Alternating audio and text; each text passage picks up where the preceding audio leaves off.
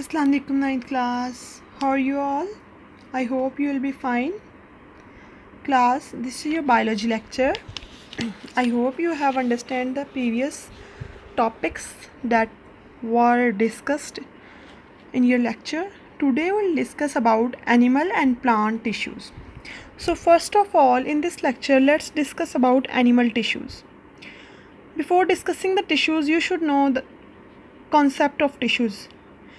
Tissues are formed from the similar cells that have the similar functions. So these are specialized cells that combine to form tissues. They have similar functions. Animal tissues. In animal tissues, there are four major categories of tissues: epithelial tissue, connective tissue, muscle tissue, nervous tissue. We will discuss about epithelial tissue, its types, and connective tissue. E is missing. So let's first discuss about epithelial tissue. Epithelial tissue covers the outside of the body and lines the major organs and cavities of the body. So it may be present in stomach, around the stomach, digestive cavity. So the cells in the tissue are very closely packed together. Obviously they make a surface, they make a covering, they will be closely packed. This tissue has many types on the basis of the shape of the cell as well as the number of cell layers.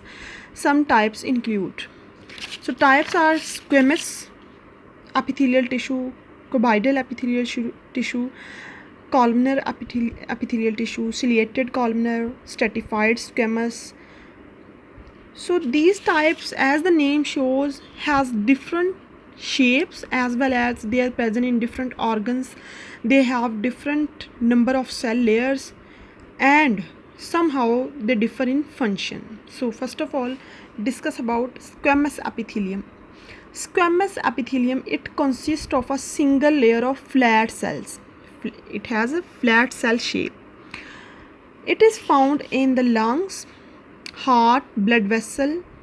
It now see its function. It allows the movement of materials across it. So function of squamous epithelium is it allows the movement of materials across it. Cuboidal tissue, cuboidal epithelium tissue, it consists of single layer of cubed shaped cells. See, squamous consists of flat cells and cuboidal epithelium consists of cube shaped cells. It is found in kidney, tubes, small glands. It makes secretion. It differs in function from the squamous epithelium. Columnar epithelium. Columnar epithelium has elongated cells. It is found in alimentary canal, gallbladder. It makes secretions also like cuboidal epithelium. Ciliated columnar epithelium has elongated cells with cilia, as the name shows, ciliated columnar. It is present in trachea and bronchi, where it helps in movement, where it also help in capturing the air particles. It propels mucus. Stratified squamous epithelium has many layers of flat cells. As the name shows, it is present in the lining of esophagus and mouth and also over the skin. It protects the inner parts. So it also differs in function, stratified squamous.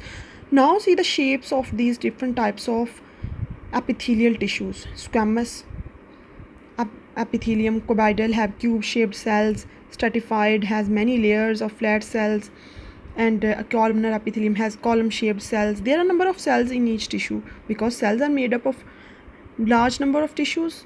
Tissues are made up of large number of cells having similar function. Ciliated columnar epithelium have cilia as shown in the figure.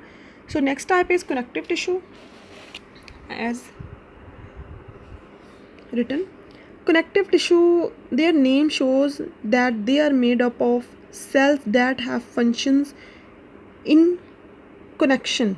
Connection mean it may carry messages. It may connect different types of tissues other tissues. It may connect different types of other tissues. So connective tissue supports and binds other tissues. Unlike epithelial tissue, connective tissue has cells scattered throughout an extracellular matrix. Common examples of connective tissue includes cartilage. Cartilage, it is the soft bone around the ends of bone in external ear, nose, trachea. These type of bone is present. And the adipose tissue found in kidneys, under skin, in abdomen is also a type of connective tissue. It provides energy and support organs. So connective tissue support organs, and it provide energy to the organs and support them. So I hope you have understand these types of animal tissues, and you will learn about them. Thank you.